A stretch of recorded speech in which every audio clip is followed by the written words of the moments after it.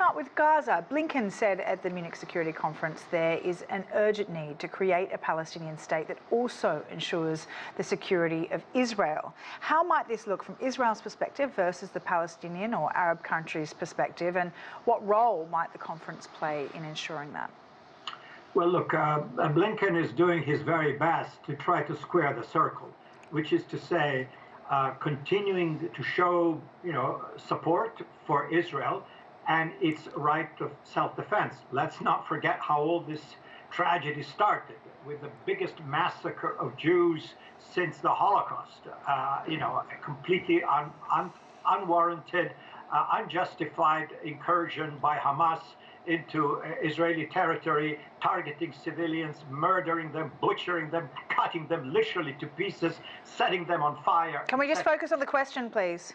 Yes, but you have to understand. I do know how it started. Yep. Well, that's a good thing to remind everybody of this. So it's not like the Israelis are in Gaza on a picnic. They are there because they're trying to destroy Hamas. So Blinken is trying to convince everybody, Israel and the world opinion, that America is doing two things at the same time, which I'm afraid are probably mutually exclusive.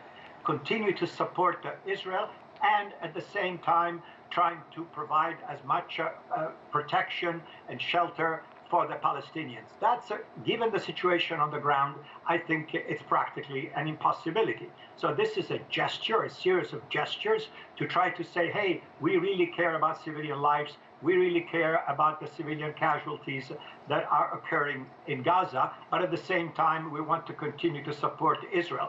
I'm afraid, given the nature of the situation on the ground, of 2.2 million people and terrorists hiding among them, it's really impossible to achieve this objective. But Blinken and the Biden administration will continue to say that they're trying, because this is what the best they can do.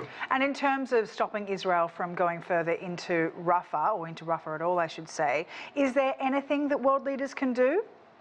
No, absolutely not. Short of saying to Israel, we cut diplomatic relations with you or something like that, which would be really, really, really dramatic, I don't think so. You cannot destroy Hamas and say, oh, but we're not going to go there. There is Hamas there, but we're not going to go there because it will cause too many civilian casualties. That train left the station a long time ago. Netanyahu, for better or worse, is determined to destroy Hamas. You cannot do that until Hamas is destroyed. And that, I'm afraid, will continue the horrifying scenes of civilian deaths. Well, let's move on to Ukraine. The conflict there, not only, not surprisingly, at the forefront of everyone's minds, especially with Ukraine's President Zelensky addressing the conference today. Ukraine has faced some recent military setbacks. How much support has Ukraine got compared to when the conflict there first started? And especially since, of course, the war in Gaza started. Has political interest and security waned? Well, look, what we have here in Washington is the dramatic reversal of the Republican Party, which is now, following Mr. Trump's guidelines and saying that this is not important, that we have to set our priorities straight, according to the Republicans in Congress, which have essentially blocked with obstructionism military aid to Ukraine, which was supposed to have been voted already back at the end of 2023, saying, well, wait a minute, we need to deal with our own national security priorities first, namely the security of the southern border, and then when we fix that part, then we can deal with other things, which is, of course, a completely preposterous proposition. It's not that America has to prioritize to say, first we do the border, then we do Ukraine. America is a great power. It can do both, and it should do both. And let's keep in mind that again, due to Mr. Trump's obstructionism,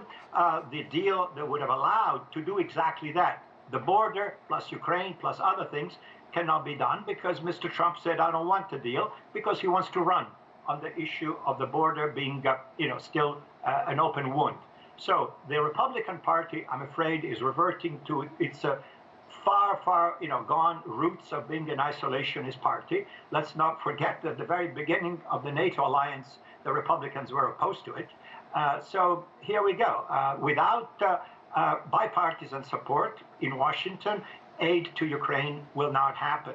And it's already, past the clock, meaning the Ukrainians are just about running out of ammunition and basic materials. There's no way that they can continue to resist as much as they want to without armaments. And if America does not provide the armaments, well, it's done. Yes, Germany, France, England, Sweden, and others may continue to give something here and there, but if America, which is the key ally, gives a signal that we're fed up with this thing and we just couldn't care less, and Mr. Trump said that if elected president, he would end the war in 24 hours, how would he do that? By convincing Zelensky to seize Ukrainian territory, which means that a war of aggression, the first major war of aggression in Europe after World War II, is won by the aggressor, Mr. Trump. I'm afraid that scenario is quite possible at this stage. Paolo Von Schirach, really appreciate your time.